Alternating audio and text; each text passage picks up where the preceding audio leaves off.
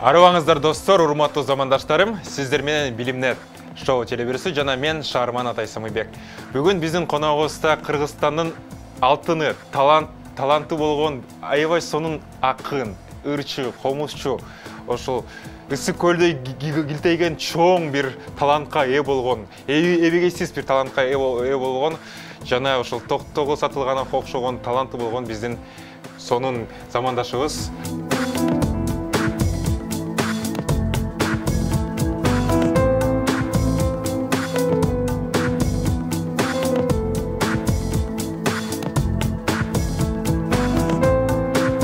Жетеген биздин студиябыздын коногубузда. Кош келипсиз. Рахмат. Кандайсыздар ошол сиз ошол көптөн бери мындай жылдыз болуп, баары чолпон жылдыздай болуп биздин медиада да чыгып турчуңуз, көптөгөн концерттерди берип турчуңуз, бирок акыркы бир жыл ошо көрүнбөй калдыңыз. Эмне себептен ушундай болуп калды? Бул нерсеге себепкер окуялар бар. Көптөгөн себептер бар десем болот. Себеп дегенде адам өзүнүн кесибин тандап алгандан кийин такшалып жүрүп отуруп кандайдыр бир тепкичтерден өтөт экен да. Мисалы биринчи эл алдына чыгып көргөндөн кийин эл алдына чыгып көргөн жагып калат. Дагы көбүрөөк чыгып көрсөм дейсиң. Көбүрөөк чыгып баштагандан баштап сен өзүң сыяктуу эле таланттуу балдарды көрөсүң. Мына ошолор мен бирдей деңгээлде болсом дейсиң. Ошентип деңгээлиң өскөн сайын адамдын өзүнө болгон талабы да күч болуп баштайт экен да. Мынакей 2017 жылы, калп айтпасам, 2018 жыл бекен. Мына кыргыз элдик музыкасынын жумалыгында комузчулук боюнча баш байгени алгандан кийин мен өзүм алдыма бир чоң тапшырма койгонмун да. Эми мен кыргыздын музыкасына, кыргыздын маданиятына жеке өзүмдүн салымымды кошоюн деп.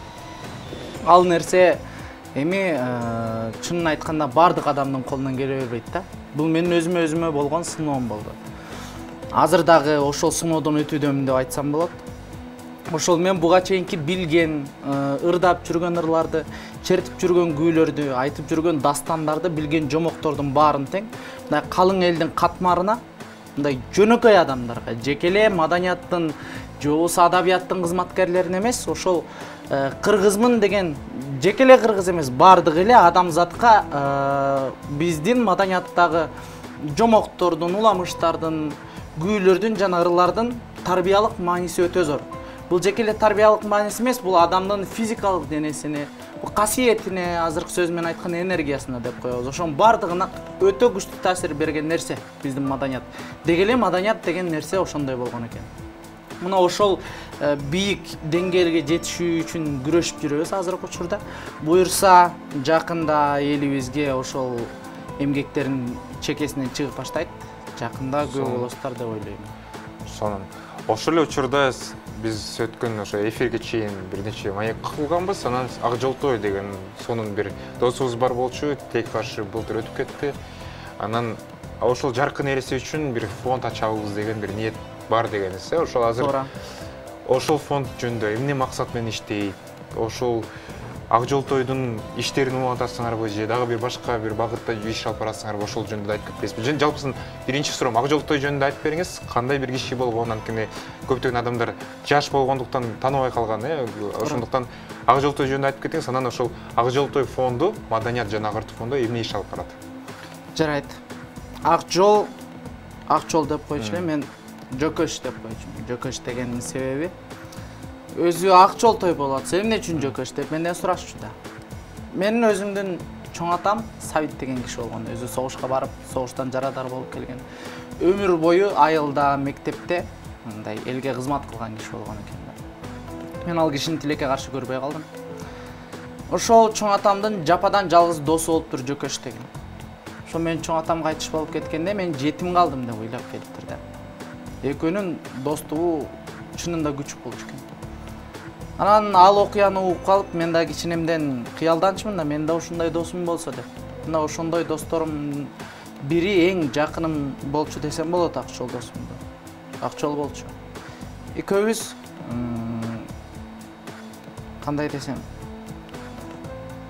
экөөбүз үчүн көбүнчө адамдарга мындай маселе жараткан, же болбосо адамдарга жакпаган нерсе биз үчүн күлкү болчу да. биз күлүп жайнап жүрүп жеңчүбүз ошол маселенин баардыгын тең.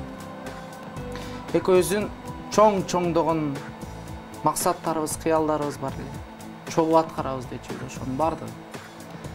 Бирок буйрук экен, жалгыз эле Акчол эмес, анын жанында Жомарт, Тырысбек, өзүмдүн бир тууган энем Кубатбек, анаяшыбыз Изарт бир күндө жок болуп кетти. Бул дагы Кудайдын буйругу экен, бул дагы сыноо экен. Жаткан жери жайлуу болсун, Кудайдан болсун. Эми ошол Акчолтой досубуз менен максат кылган иштерибизди улантуу үчүн жана ошол Акчолтойдун элине кылгысы келген кызматты мынакей аркасында калган достор биз кылалы деген ниетте ошол Акчолтой деген фондду ачалы деп турабыз.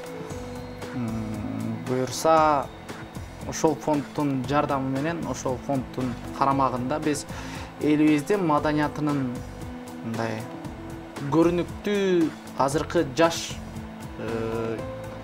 мындай чеберлерин чогултуп бир жакадан баш бир жеңден кол чыгарып туруп ошо элибиздин маданиятына өзүбүздүн салымыбызды кошолу деген тилек менен турабыз. Буюрса алдыбызда чоңдогон пландар бар, чоң иштер буюрса башталып жатат. Кудай өзү жар болсун деп туруп акырындан баштап жатабыз азыр. Айтканыңыз келсин, Кудай буюрса чоң албан элдиктерге жетишебиз. Жана ушул кыргыз эң негизгиси кыргыз элине жалпы музыкага, маданиятка да салымы зор болот деген ишеничтебиз. Ал эми дагы жалпы маданият жөнүндө сөз кылып атабыз. Анан көптөгөн адамдар менен сүйлөшсөк, азыркы учурда мындай катарсис учуру деген келдиби же келип жататпы? Мунун Кудай жашоо туура эмес деп калышты. Биз өзгөрүүгө муктажбыз. Жалпысынан биздин өзүбүздүн ой жүгүртүүбүзгө, аң сезимибизге жаңы бир дем керек деген бир ой пикирлер көбөйдү. Сиздин пикириңиз боюнча кандай? Эмнени өзгөртүшүбүз керек? Эмнени кайрадан ойлоп жаңыланууга муктаж? Адамзат жаңыланууга муктаж деп ойлойм. Жаңыланууга эмес, адамзат тазарууга муктаж. Себеп дегенде биз кечирилгис күнөөлөрдү кетирип койдук да, бир сөз менен айтканда. Мынакей эми жанагы айтат го, адамда ынсап болсо, адам бардыгына жетет. Жер жүзүндө азыр 7 миллиардтан ашып кетти киши, ал элдин бардыгын кантип багабыз деп азыр дүйнөлүк бийлик ошол маселени көтөрүп атат да. Эгерде биз жерди монтип акыр-чикирге айлантып, жердеги ресурстардын баарын талкалап, жок кылып, токойдун баарын өрттөп, жаныбарлардын баарын аткыла берсек, бизге жетпейт. Эгер адамзат өзүнө жетиштүү деңгээлде, жетиштүү көлөмдө алып туруп, калган жаратылышка кайыр бере турган болсо, жетет бардыгына. Менин укканым боюнча кайсы бир учурда адамзаттын саны 20 миллиардтан ашкан экен.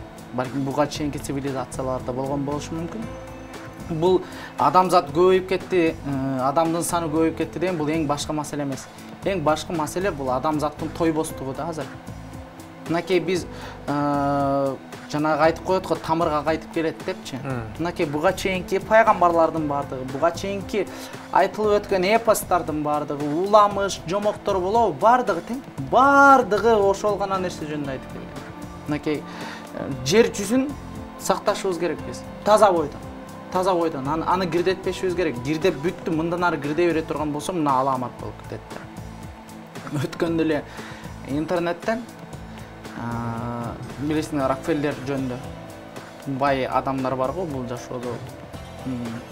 Алар ошол жер жүзүн топон суу каптап кетсе, өзүлөрү жашап сакталып кала турган үйлөрдү жасап аткан экен да, корабльдарды.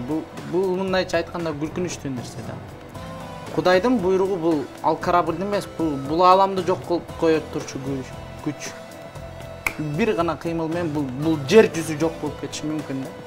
Биз кандай десем, биз өзүбүздүн гана жаныбызды ойлоп, өзүбүздүн кандай десем, ложное эго деп коет го. Мына өзүмчүлүк. Бул жакшы нерсеге алып барбайт. Биз эмне үчүн биз маданиятты көтөргүбүз келет? Анткени ошол маданиятта, бардык элдин маданиятында бир гана нерсе камтылган, адам болуш керек. Ыймандуу болуш керек. Аста иман болуу бир баста дейбиз. Ыймандуу болуш керек, адамгерчиликтүү болуш керек, досчул болуп, согуш жөнүндө ойлонбой турган болсо адамзат, мына ошондо бейиштеги жашоого адам ушул жерден эле күбө болот эле деп ойлойт элем да мен. Сонун дагы бир суроonu айтып кетейин. Биз ошол Кыргызстан жерибиз, табиятыбыз ушу бейишке барабар деп көп биздин араб өлкөлөрдөн келип, ой бейиште жашай турбайсыңар деп мисалы коноктор айтышат. Бирок макул биздин табиятыбыз укмуш экен, сонун экен, коз экен. Бирок биздин ушул 6 миллион биздин элибиз ушул табиятка кылган мамилеси менин жеке пикиримче өтө өкүнүчтүү. Кайсы капчыга барбайлы, кайсы тоого барбайлы, арактан калган бөтөлкө, анан сындырып кетилген бөтөлкө да мындай калган бөтөлкө бир жөн сындырып, анан чөт немелерден калып, мусор, салфетка, аябай мындай жан жиркенип баштайсың. Эмне үчүн ушундай абалга келдик? Эмне үчүн биз мындай маңкурттуу да мен ушинтип айтам. Ошо өзүңөрдүн жашаган жерде ушундай туура эмес мамиле кылуу, айбандык мамиле кылуу. Айбандар деле керек болсо боктон башка эчтеке кылдырбайт, мындай ойлонуп кетсек. Чынын айтсак, ачыгын айта эле. Бирок биздики эмнегедир чын эле айбандан да жаман мамиле кылып баштап турат. Ошол мамилени кантип өзгөртсөк болот? Жана ошол маданият отпойсузбу? Ошо маданият кайсы жол менен, ошо сиз ошо фонд аркылуу же өзүңүз кантип өзгөртө аласыз? Ошо адамдын ой жүгүртүүсү. Адамдын ой жүгүртүүсү көп нерседен өзгөрөт, көп нерседен өсөт. Мисалы, окумуштуулардын изилдөөсү боюнча адамзат өзүнө керектүү маалыматтын 90%-ын көз аркылуу алат да. Эгер биз өзүбүз мынакей элдин жүгүн көтөрүп, элге өзүбүздүн салымыбызды кошолу, биз ошого күчүбүз жетет деп жаткан жаштар өзүбүз ошол өзүбүздүн мындай кандай десем, элген кылып жаткан талабыбызды аткара ала турган болсок, бизди көргөн жаштар өзүлөрү ошону кылып баштайт да. Мынакей азыркы учурда жаштар жөнүндө ар кандай сөздү калсын. Жаштар мындай, жаштар тигиндей, бирөөсү айтат жаштар кыйынчылыкта, бирөө айтат жаштар бузулду, жаштар сыйлабай калды эч кимди, айтышып эле карабай калды. Ооба, бул асмандан келген нерсе эмес бул. Бул ошол жаштар ошо өзүлөрүнөн улууларды көрүп өскөн жаштар. Ал улуулар алардан улууларды көрүп өскөн жаштар да. Биз жаштарды күнөөлөгөнгө акыбыз жок. Жаштарыбыз начар чыктыбы? Демек биз начарбыз. Анткени биз жакшы үлгү бере алган эмеспиз. Мен көптөгөн мектептерде окуп, көптөгөн башкача айтканда жашоонун мектебинен өттүм десем болот да. Көптөгөн устаттардан сабак алдым. Анан ошол эле учурда, бир эле учурда мен сабак алып, ошол эле учурда сабак бердим. Антип сабак берип жүргөнүмө мындай 20 жылга жакындап калган экен. Анан ошол учурда 20 жыл чыгармачылык менен сабак окуп, сабак өтүп жүрүп, эмнени түшүндүм? Адам адамга эч нерсени үйрөтө албайт экен. Адам өзү гана үйрөнө алат. Эгер адам өзү жакшы нерсеге үйрөнө ала турган болсо, ал жакшы адам болуп өсө алат. Эгер ал чынында жакшы адам болуп өсө алабы, ал өскөн адамды калгандары көрүп туруп өзүлөрү эле өсөт. Мисалы менин шакирттерим менен болгон мамилем да ушундай.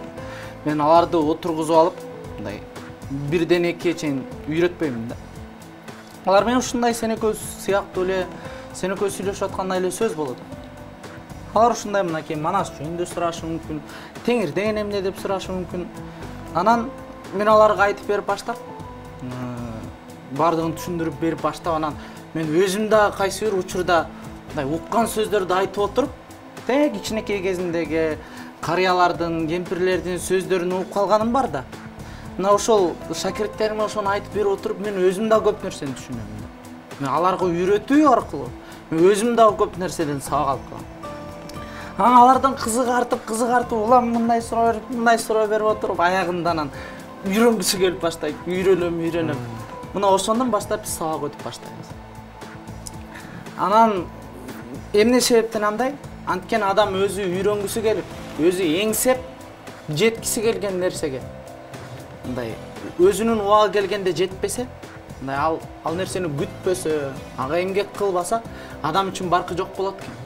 Арзан баасына татыбайт деген макал ушундай экен да. Адам өзү үйрөнгүсү келип, эңсеп, ошого жеткиси келип, кыялданып, Кудайдан тиленип жүрүп, үйрөнгөн нерсени анын баасы чоң болот экен да, адам өмүр бою кадырлайт ал нерсени.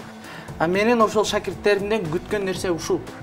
Өзүнүн маданиятын, өзүнүн ата бабасынын сөзүн, өзүнүн ата бабасы айткан сөздөрдү, кылган иштерди, ошонун маданиятын, күүлөрүн алар ошондой бийик сактап, алар ошол эле баалуулукту өзлөрүнөн кийинкилерине калтыра ала турган болсо, мынакей менин Кудайдан тиленген тилегим аткарылган болот деп эсептейм. Сонун. Демек, эң негизгиси ушу өзүнүн ниетинен ушу башталат экен да. Туура. Дагы мында ошо Оксфорд же сөзсүз түрдө консерваторияга тапшыр деген бул гарантия эмес, ийгилик. Гарантия эмес. Бирок бул жакта да бир нерсени эске алып кетиш бар. Себеп дегенде азыр бардыгыбыз эле көрүп атабыз, интернетке кирсең, троечниктер бизнесмен болот, алар руководитель болот, отличниктер менен калгандары алардын астында иштейт. Ар дайым эмес, бирок бар. Ар дайым эмес, андай бар, бирок баардыгы андай эмес. Андайлар жана исключение деп коет го, бул миңден бир чыга турган иши. Анан ошо миңдин баары тең ошондой болуп кетсе, анда жер аламат болуп кетпейби, айланай. Мынакей ошол көрүнүштү биз азыр баардык жерден көрүп атабыз, туурабы? Кандай бийликке келген кишилер болобу, кандай жерде болбосун, билими тайыз, өзүнүн ишин көзүн билбеген адамдар башкарган жерде ушинтип башаламан болот, туурабы? Мисалы биздин мамлекетибиз тилекке каршы азыркы учурда. Жеке эле биздин мамлекет эмес, бул дүйнө жүзүндө болуп жаткан нерсе. Дүйнө жүзүндө.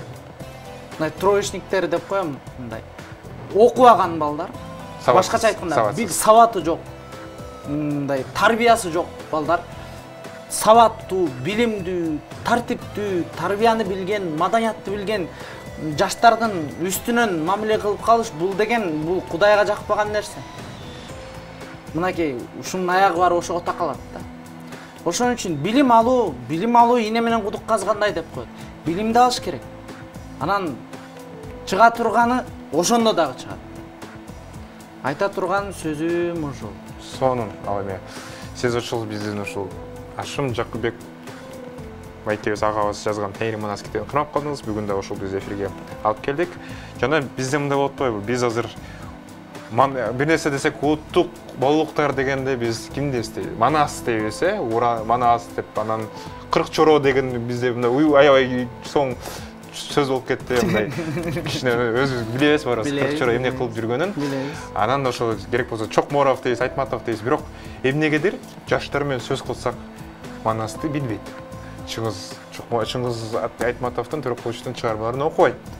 Чындык, бар эмес, бирок бир бөлүгү окуйт экен. Анан ошол баалуулуктарды билип, бирок баалуулуктарды тааныбай, кантип биз ошо өзүбүз жөнүндө, болочок жөнүндө, келечек жөнүндө сөз кыла алабыз. Жана жалпысынан алардан дагы тышкары бизде мындай бар экен да, бир баалуулук дегенде бир эски нерселерди айтып берет экенбиз да, ой, бизде мындай болгон, бизде мындай. Бирок 21-кылым. 21-кылымдын талаптары башка. Туура. Анан сиздин пикириңиз боюнча азыркы учурда биз жаштар эмнеге умтулуп, эмнеге көңүл бурушубуз зарыл? Эң биринчи табигат менен таттуу мамиледе болуш керек. Табигат биздин энебиз. Бизге жашоо берип, бизге абаны берип аткан, сууну берип аткан, жемишти, башкача айтканда биздин жашообуздун токтобой жүрүшүнө керектүү бардык нерсени берип жаткан бул табигат. Бул жараткандын керемети деп коебуз, Мынакей биз ошого болгон ыраазычылык, ошого болгон мамиле аркылуу биз көп нерсеге жетсек. Мынакей эгер элестетип көр, мынакей карантин болуп атканда, машина токтоп калганда шаардын үстү кандай таза болуп калды? Куштардын ырларынан кандай таза болуп калды? Венецияда жанагы сууда коралдар жүрөт дейт. Эверест чокусун өмүр бою көрбөгөн адамдар болуптур, жана түтүндөнчү. Эми карасаң, эмне деген керемет. Ошону көрүп тургандагы сезимдин өзүчү. Ошо тоону көргөндө эмне сезесиң? Ошо тоодо күчтүү сезесиң. Касиеттүү. Асмандагы жылдыздарды карап турганда кечинде, асмандагы күчтүү сезесиң. Асмандын сага берип жаткан күчүн сезесиң. Күндүн чыгып турганын караганда күндүн сага болгон мээримин сезесиң. Гүлдүн өсүп турганын караган адамга гүлдүн сулуулугун сезесиң. Башкача айтканда, бул жашоонун керемети чөлдө мындай салынган миңе таш, ал андан адам тажап кетет ал. Аны мен асмандан алып айтып аткан жокмун да, мен өзүм көргөнүмдү айтып атам. Кудайдын кулагы сүйүнсүн, жердин жарымы болбосо да 4төн 1 бөлүгүн кыдырып чыктым да. Бирок балким бул мен киндик камын таанып өсүп калган жерденби? Же чынында эле адамзат ошондойбу? Мен бардык жерден 6-күн сайын өзүнүн жүктөрүн алып тоого кетип аткан кары адамдарды көрөм. Алар мынакей ошол жашоонун чыныгы кереметин сезиш үчүн ошончо жыл короткон экен. Балким бул дагы буйрук да. А мен болсо азыр жап-жаш туруп 30га чыга элек жатып мен шаарда тургум келбейт. Албетте мен кыла турган жумушум, кыла турган максатымдын башаты ушул шаарда турат. Мен бул ишти баштап кайсы бир учуру келгенде мен дагы айылга барып, ушундай таза абада, салкын желде, таза сууну ичип, өзүмө тийиштүү, жетиштүү чарбам менен алек болуп эле айылда жашагым келет да. Кадимкидей ошого жүрөгүм тартат. Мындай кетмен чаап, огородко чыгып, таштарын алып коюп, эрмектеп, отоп коюп, сугарып коюп жүргөн бул мен кыялымда кээде түшүмө кирет бул. Буюрса Кудай ошого жеткирсин. Анан жер жүзүн биз булгабасак, абаны булгабай, сууну таза бойдон кармасак, акыр-чикирге айлантып мындай ырайымсыз мамиле кылууну токтотсокчу, жердеги жемиш баардыгыбызга жетет. Баарына, адамзаттын баардыгына жетет. 10 миллиард болобу, 20 миллиард болобу? Канча болсо ошончонун баардыгына жетет. Сонун, рахмат. Мен азыр сиз айтып атканда мен Алапыл Осмонов эстеп кеттим. Алапыл Осмоновдун бир жеңишбек поэмасы бар, анан ысык көлү кеде жымжырт, кеде толкунна тең ортогумун. Ошо анан сиз ошол мен сиздин ошо сенин деп коеюн, сенин ырыңды ошо сагынам, анан жалпысынан Атай Огонбаевдин ырларын, ысык көлдө кечки маалда 3 жыл мурун ошо ырдаган жылдыздардын ысык көлдүн касиетин көргөндө мен ошондо ойгонгом. Чын эле мен өзүмдү мындай киргиз катары деп эсептейм, өзүмдү мындай орус тилинде калыптанып калган, шаарда өсүп калган Кан шаарында. Анан көбүнчө ой күчү үртүм ак сезим орус тилинде калыптанып калган. Орус тилге деле аябай сүйүнөм, анткени орус тилин дагы жакшы көрөм. Мени ада сонун бай тил. Бирок ошондо мен деле ким болгонумду нирба немеси деп коесуз го, мен чечтим ошондочу. Мен кыргыз турбаймынбы депчи. Кыргыз болуп да жакшы нерселерди кыла алам деп. Анан ошол сизде ысык көлгө кандай мамилеңиз бар? Ысык көл сизге мына касиетсиз жалпысынан табият деп сөз айтып кеттиңиз, бирок Кыргызстандын, кыргыз элинин касиети бул көбүнчө ысык көл деп коебуз, Ал тоолорубуз жана ысык көлүбүз. Ошо ысык көл жөнүндө өзүңүздүн пикириңизди айтып кетпейсизби? Ошо ысык көл сизге кандай күч берет, касиети барбы сиз үчүн? Мен өткөндө 2 жума ысык көлдө жашадым. Бирок бир да жолу түшкөн жокмун. Мына мен мамилем ушундай да көлгө. Көлдүн жээгинде таңкы саат 5-те туруп, атамдын агасы болуп, жээгинде сейилдеп жүрөбүз да күн сайын.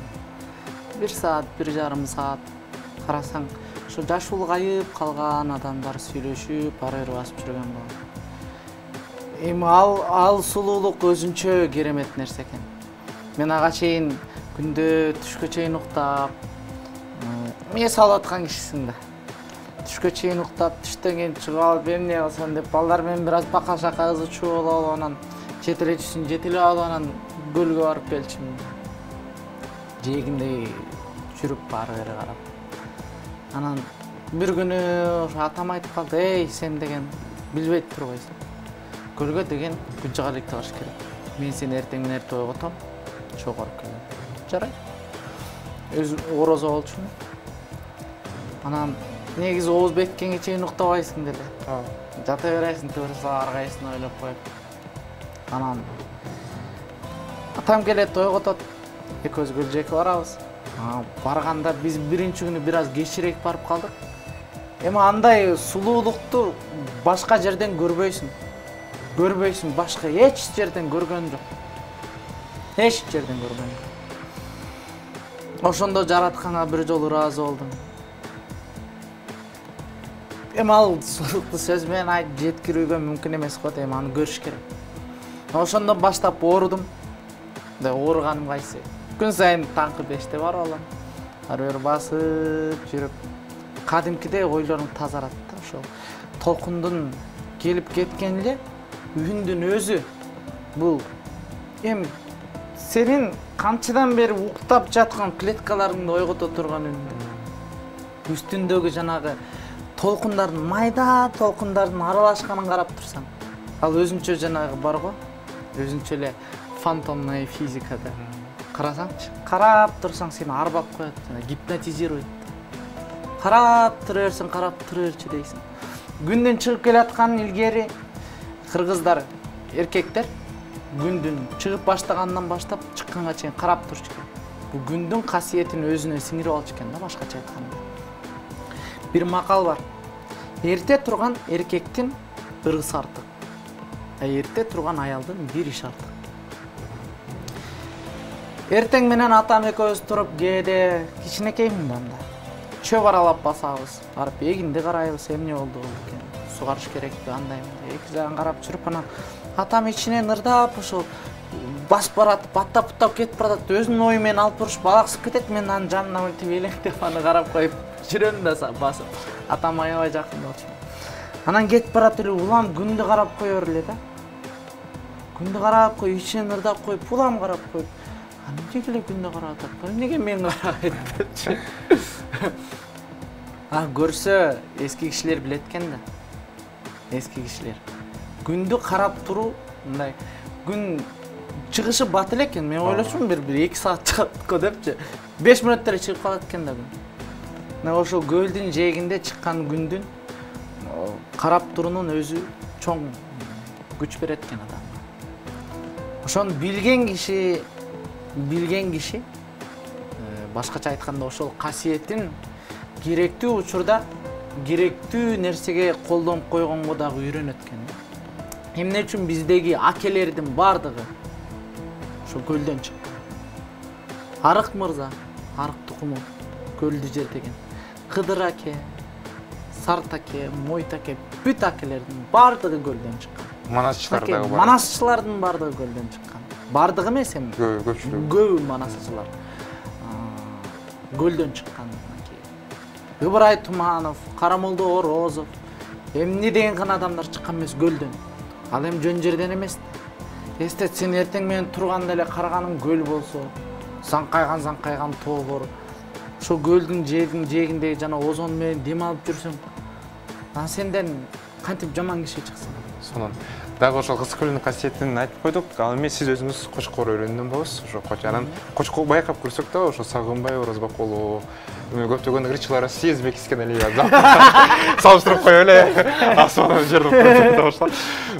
Ал Сезбек байкебен деле сүйлөйбүз. Ошол көптөгөн ырчыларыбызды байкап көрсөк, мындай саясатчылар болобу, эме болобу, көптөгөн мындай элгери көрүктүү адамдар, көп мындай күчтүү адамдар ошол жерден да чыгат. Эмне үчүн ошол кочкордун да кандай бир касиети бар? Ошондо айтып кетесизби? Иши сыкыр түшүнүктүү, эмне үчүн кочкор да ошол? Кочкор кара кочкор деп коет, кар жатпас жер болгон экен. Асан Кайгы жөнүндө уккансың? Ооба. Ошо Асан Кайгы карды кубалап, жаап жаткан карды сабап, кач кар деп урушканынан анан ошол касиеттүү кишинин үнү Кудайга жетип, ошол жакта такыр эле кар жатпас болуп койгон дейт. Кочкордон дагы кыйын кишилер чыккан, туура. Кудай берген деген комузчу болгон экен, өнөрпоз болуптур. Жаныбарлар менен тил алышып сүйлөшкөн киши болгон экен. Чымчыктар менен кадимкидей үн алышчу дейт. Ошо өзүнүн чыгармачылыгындагы ошол жаратылышка арнаган экен көйүнчөсү. Ошол эле Сагынбай Оразбакулунун күмбөзү менин мындай агрондун башында да. Көптөгөн кишилер чыккан ал жактан дагы. Менин өзүмдүн бубам, чоң атамдын чоң атасы. Өзү ошол убагында көлдү жердеген арык тукумунан болгон да. Анткы Кененбай деген болушту. Оң кол болгон киши болгон экен. Өзү баатыр, күчү, ташты жараган киши болуптур да. Ачарчылык учурунда бүтүндөй элди баккан. Бул жагы Кытайдан, бул жагы казактардан жылкы тийип келип, ошону элге таратып беришкен. Ачарчылык мезгилде байлардыкын тийип келиптир. Кадимки үркүн болуп атканда, ошол бир айыл элди бийиктен асты деп коет, бизде аңырты деген жай болот. Ошол бийиктен асты аркылуу кокту менен өрдөп чыгып кетет. Ошол бийиктен астына жеткирип коюп туруп, силер жырый бергиле. эртең түшкө чейин аркаңардан жетип барып калбасам, мага Кур'ан окуп коюп туруп, андан ары кете бергиле деп өзүнө 3 мылтык алып калып туруп, анан аркасынан келген отряддарды, баягы мылтыктарды 3 таштын коңулуна калтырып коюп, өзү аябагандай күлүк киши болгон экен. Биринин аркасынан экинчисин өлтүрүп атып туруп, бир отрядды кырып салып туруп, анан аркасынан баягы өзүнүн элине жетип барып калган экен да эртеси күнгө чейин. Бул чындыкпы же уламаш? Бул чындык. Бул менин өзүмдүн чоң атамдын чоң атасы. Ал киши дагы өзү кадимки Шабдан Баатыр менен достошкон киши болгон экен. Ал жөнүндө уламыштар көл тегерегинде азыркыга чейин айтылып жүрөт. Зайнеддин Маналиев деген комузчу, мен өзүмдүн атамдын эң улуу агасы. Ал дагы убагында ушул Ырыспай, Абдыкадыров, Түгөлбай Казаков, Калыйбек Тагаев, Асанкалай Керимбаев сыяктуу оончулар менен биргеликте чыгып, ошолор менен чогуу жүрүп, чогуу өсүп, бир тарабы комузчу болсо, бир тарабы оончу, өзүнүн элине ал дагы кызмат кылып өткөн киши. Азыр дагы Кочкордо өзүнүн мектебин менен көптөгөн жаштарды тарбиялап жатат. Кенже Кубатова өзүнүн жубайы, ал дагы ошол экөө биргеликте бири комузчулукка тарбияласа, экинчиси ырчылыкка тарбиялап, дагы көптөгөн таланттарды өстүрүп жатат азыр Кочкордо.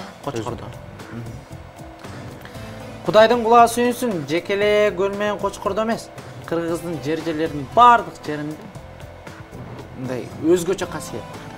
Жумгалдын касиети өзгөчө. Ал жактагы жаштардын сүйлөгөнүн уксаң, таң каласың. Сыра. Куйручуга күн өткөн аяктан ак мөр, калык, эмне деген кишилер өткөн мисалы. Бардык Кыргыздын бардык жеринде мындай башкаларга салыштырып айта албаган касиет бар. Жеринде дагы, элинде дагы. Соны айтып кеттиңиз, жалпысынан ошо биздин эле программабыз элди бирөөнү сонун жер экен, бирөөнү жаман жер экен дебей, жалпысынан биздин кыргыз элибизге агартуу, жаңы дем берүү бир ниет менен чыгып жатабыз. Жана бизде тилекке каршы оштук, түштүк, түндүк, таластык, кыз көрдүктүн тилекке каршы трайбалисттик эмелер бөлүнөт да. Ошондон эмнегедир бизде ата бабалардын сөзү бар, бөлүнбө кыргыз бөлүнбө, бөлүнгөндө бөрү жейт. Эмнегедир биз 30 жылдан бери бир мамлекет болдук, бир журт болдук, бирок эмнегедир бөлүшүп эле жүрөбүз. Аны карасак дагы бизде бир 80ге жакын улутубуз бар. Ошого да карабастан бир шовинисттик ойлор дагы азыр мындай ош кырчыроо деп коет, мындай келе бир Кыргызстанда кыргыз автоэлек мындай шовинисттик ойлор дагы азыр көчүп жаткан кез. Биз ошол нерседен кантип арылсак болот? Кандай, качан ушул нерседен деңгээлден кичине өсүп, кичине эле манас атабызга окшоп айкөлүү боло алабыз? Кантип айкөлүү боло алабыз? Айкөлдүккө адам өзү эле үйрөнбөсө, башка бирөө үйрөтө албайт го дейм. Себеп дегенде, айкөлдүк деген сапатты бул кандай? Великодушный деп которуп атпайбызбы? Ал деле туура. Бирок айкөлдүк деген бул өзүнө канчалаган адамдын мүнөзүн, касиетин камтып турган бир сапат. Эмне үчүн манас тонсуз келген жигитке тон жакшысын кийизген, атсыз келген бирөөгө ат жакшысын мингизген деп коет. Кулаалы таптап куш кылган, курама жыйып журт кылган. Элинен азып тозуп, бараарга жери жок, жатаарга үй жок калган элдерди курап туруп, бир эл кылып, мына ошо элдер жоокерлерди таптап туруп, өзүнүн элин жерине кайра алып келип койгон киши. Эми бул манастын 40 чороосунун ар биринин мүнөзү ар башкача болгон. Мындай көй кашка болгон. Өзүнүкүн бербеген. Намыс дегенде мындай бардыгына даяр болгон. Башкача айтканда, бардыгынын кандайдыр жакшы сапаты болсо, ошол эле учурда терс сапаттар болгон. Ошол эле учурда кыргыздар билесиң да өзүң. Бирөө менен согушмайынча тура албайт да. Сөзсүз согушуп туруш керек. Кытай менен согуш керек.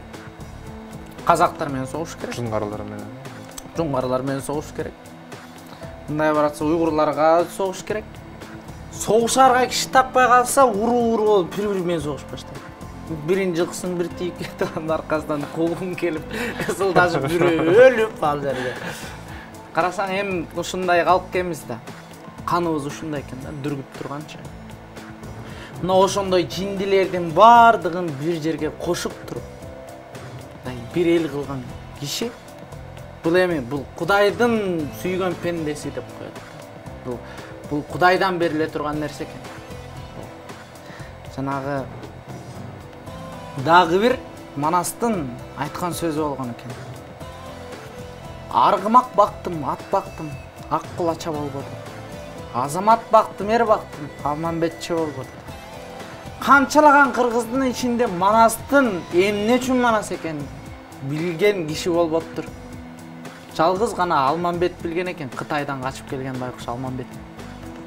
Мына ошол Кытай Манастын жан досу болгон экен да. Ошол Манас өзүнүн көкүрөгүндө болуп жаткан уйгу туйгуну жашырбастан айтала турган жалгыз киши ошол Алмамбет болгон экен. Бул дагы тагдырдын мыйзамы да карап турсаң. Айта берсе арман көп. Түшүнүктүү, сонун. Анан дагы бир кечиресиң сөзүн аралды. Түндүк, түштүк, оштук, анан аркалык деген түшүнүктөрчү.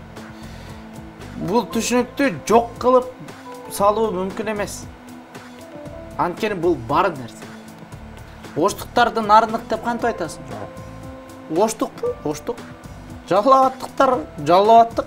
Эмне үчүн жаллабаттык? Анткени жаллабатта төрөлүп өскөн.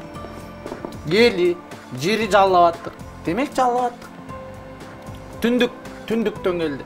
Эмне үчүн түндүктөн келди? Анткени түндүктөн келди. Анан түштүктөн, асмандан түштү дейсиң мына. Бул нерсеге болгону мындай жанагындай. Мамилени өзгөртүш керек. Трайбализм, анан шовинизм депчи. Ошол сөздү укса элечи. Ошондой мамиле кылып жиберген адамдардан башталат. Сен оштук деп атасың. Оштук болсо оштук дейсиң. Мына алайыпты атынан аташ керек деп коет. Анан оштук болсо оштук экен. Оштук, көлдүкпү көлдүк. Бул чындыкты мындай адам мындай терс кабыл албай, оң кабыл алып, аны кабыл алыш керек жүрөгүнөчү. Кандай болсо ошондой деп. Кандай болсо ошондой. Анан оштуктар мынтип, анан оштуктар тигинтип, оштуктар эмес, адамдар кылып атат. Жеке эле оштуктар эмес, оштук жигиттердин ынтымагын айтып отурсаң, ал өзүнчө кет. Мен былтыр бир ай Ошто жашап келдим. Оштогу ынтымакты мен Оштогу ынтымакты башка жерден көргөнүм жок. Мындай сүйлөшүп отургандагы мындай маанай бул сүйлөшүп отуруп эмес, бул өзүнчө бир искусство, оюн болуп кетет. Мындай футбол ойноп отургандай жүрөсүң, мындай пасташып барып туруп, гол сайып коюп, мындай жырайсың да, күлөсүң. Мындай жөн эле сүйлөшүп атты, туурабы? Мындай серьезно отуруп алып, мындай күлбөй депчи. Күлүп чайнап сүйлөшсө дагы болот да, оюн да бул. Эми бири келген жашоодочу. Ошол эле биз жашап аткан жерде биз эле жуткан абаны жутуп, биз ичкен сууну ичип туруп, бактылуу жашап аткан адамдар бар. Алар эмне үчүн? Алар бакытка ишенет. Алар бакытты алыс жактан же келечектен эмес. Алар ушу бакытты жүргөн жеринен издейт. Алар Кудайга ыраазы. Анткени мындай Кудай өзүңдүн энсеңди берет да, тилегениңди. Сен бакытты азыр тосуп алам десең, Кудай сага азыр жиберет бакытты. Анан мен азыр иштешим керек, азыр өлгөнчө иштешим керек, анан өлөрдө жолугам десең, бакытка өлөрүңдө жолугасың. Адамдын ниети таза болуш керек, тилеги ак болуш керек, анан жүрөгү жаш болуш керек. Сонун, ушундай сонун сөздөр менен биздин телебирөздү аяктайлы. Анан уже айтылчу нерселер айтылды. Табигатка аяр мамиле кылайлы, бири-бирибизди сыйлайлы, болгон ишти өз аты менен атайлы. Анан тура чоң рахмат. Анан эми ошол биз бул жактан дагы биз өзүбүздүн кичинекей бир салтыбыз бар. Элибизге ошол баардык нерсе билим китептен башталат деген. Анан өзүнүн таасир тийгизген, ошо бизде жаштарга, жалпы кыргызстандыктарга 3 китепти атап койсоң болот го. Ошо 3 китеп сага таасир тийгизген, ошо сөзсүз түрдө окуп көргүлө деген 3 китеп. Эң биринчи албетте Манас. Куран, анан Каныбек. Касымалы Жантешевдин Каныбек деген чыгармасын канча окусам да жабайм. Мен ошол Каныбекти окуп, кыргыз тилине биринчи кыргыз тилинде алгачкы окуган китебим ошол Жанташевдин китеби. Ал эми сонун чоң рахмат. Биз азыр бүтүрүп коелу. Урматтуу достор, биздин коногубузда бүгүн Аскат Жетиген мырза болду. Сонун маек болду. Мен дагы ишенем, сиз дагы ушул маекти угуп, өзүңөргө жакшы бир ой жүгүртүүнү, жакшы бир эңсеп каласыңар. Таасир тийгизген бир маек болду деп ойлойм. Мага аябай чоң таасир тийгизди. Жана тамам десең келечекти жаркыган тазалыктан баштайды. Өзүбүздүн үйүбүздөн тазалыкты баштайлы, жана айылыбыздан баштайлы. Өзүбүздүн аң сеңибизден, өзүбүздүн башыбыздан жана жүрөгүбүздөн баштайлы. Ошон үчүн таза бололу, окуйлу, ырдайлы, жашообузду жакшы мындай ишенип, жакшы нерсеге умтулайлы. Сиздер менен Атай Самойбек болгон. Сак саламатта болуңуздар.